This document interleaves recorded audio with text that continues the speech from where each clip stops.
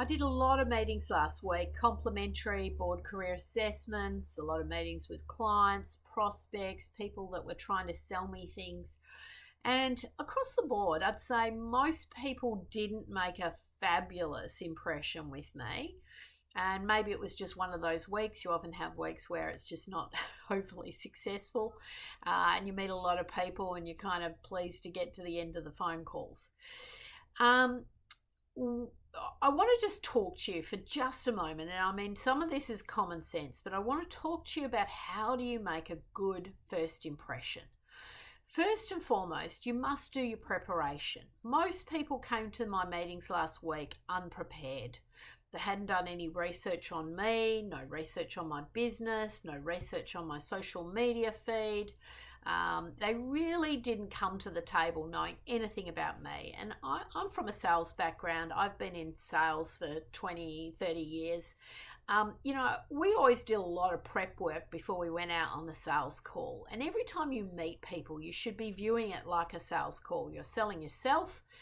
Potentially you're selling your business, potentially you're selling your services, maybe you're in the hunt for board seats. You are in a sales call. So when you're making that good first impression, you must be prepared. 80% preparation, 20% presentation. So really do your legwork. Don't just jump onto calls with people, think you can just shoot the breeze. People are too busy these days. So to make a good first impression, do some research. When you get onto the call, demonstrate that you've done that research. So say, hi, Kylie, great to meet you. I've been watching your videos. I loved the article you did on X, Y, and Z. Simple opening, but immediately gets that individual's attention because you've shown that you've done some reconnaissance, you've done some research on that individual. The second way you build great rapport is you balance being a listener and a questioner very, very nicely. So active listening is very important. A lot of people come onto calls or into meetings and they talk. And I remember one of the very first things I was taught in coaching was an acronym, WAIT. Why am I talking? The whole point of coaching is to be an active listener. But as you are in a sales call, you should also be an active listener. So think about how you balance the conversation so that you can talk, listen, ask questions, listen, respond, and it becomes a nice, easy framework of a conversation.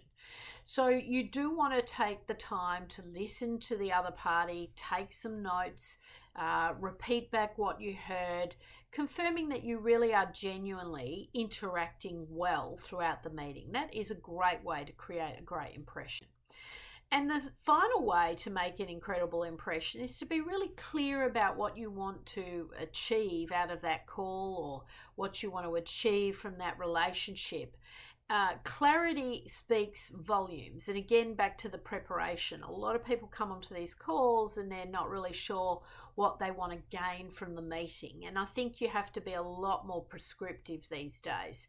And, I coach all of my board portfolio clients, people who are trying to build out their board seats. And I always say to them, don't just go and have a coffee with someone. Go into the meeting with a clear idea of what you want to achieve from that meeting. What do you want the outcome to be? And so that will frame your conversation. Asking good questions, making that good impression, and looking for a way for a follow-up at the end of the call.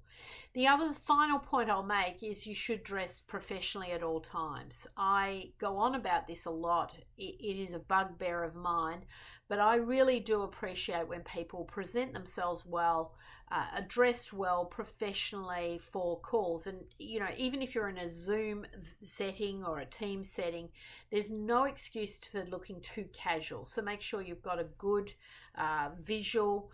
And if you are on camera, one of the big mistakes I see people make is they set their camera and their face is sort of somewhere down the bottom here and they've got all this sort of space up above. So, center yourself in the screen. I pay a fair bit of attention to my layout here. I've got some nice, sort of furniture background in the background. I'm sort of positioned well in the screen. People can see my face. I've got the lights on. I've got people going for interviews and they are in darkly lit rooms. And I said, go and buy a ring light. It doesn't take much to make sure you're presenting well. So if you're going to be in the visual world, make sure presentation is really front of mind and you want to look appealing. I'll be honest with you, people like to do business with people who are friendly, amiable, attractive. That's not about being a supermodel. It's about being well groomed, being well presented, taking pride in your appearance, taking pride in your setting, not sitting on your bed doing a video call. All these things you just got to get right. So I said at the outset there was going to be a lot of common sense in this video. But I cannot stress the importance of making a good first impression. I sum up people within a minute and I make a decision mentally whether I want to do business with that person. And people do this the same as I'm suggesting here, and it happens all the time. And so it's an incredibly big missed opportunity if you don't get the fundamentals right. It's a good time to revisit your presentation. How are you making your initial first impression? I think it'll be a theme for all of my coaching calls this week. How do we look? How are we presenting? What's our first impression like? Let's really, really ramp this up.